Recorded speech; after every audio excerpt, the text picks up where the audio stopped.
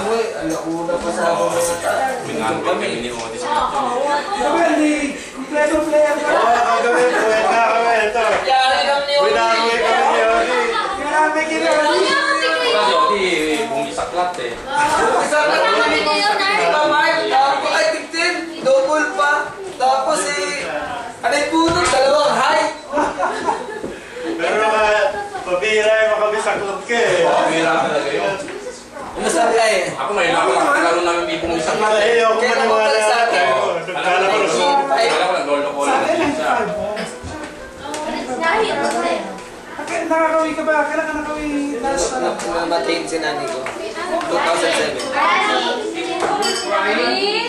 Eh, tumawag si Terren. Ako, Terren. Tuto pa lang sa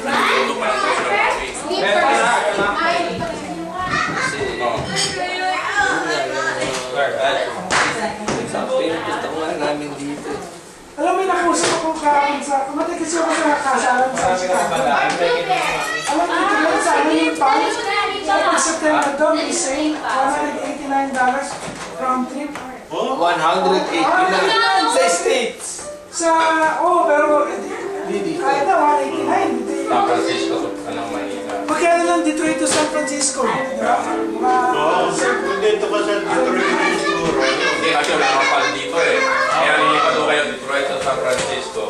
Pero mura pa rin Loyo. Kasi sabi mo ng 500 na yung 500 na yung Detroit to San Francisco. Round 500 plus 700 half price. Pinag-uusap namin sa Parsing Trabaho. So, mag-ape, G? Hindi na. Kasi nag-ape lang kami sa Sabi niya, pero sale yun. So, within 2 hours, mga Pilipino talaga pumipil sa ticket. Sabi niya, kung gusto mo talaga, ano lang, hindi mo sa akin yung credit card number mo para pag meron, charge ko na agad. Ay, pucho.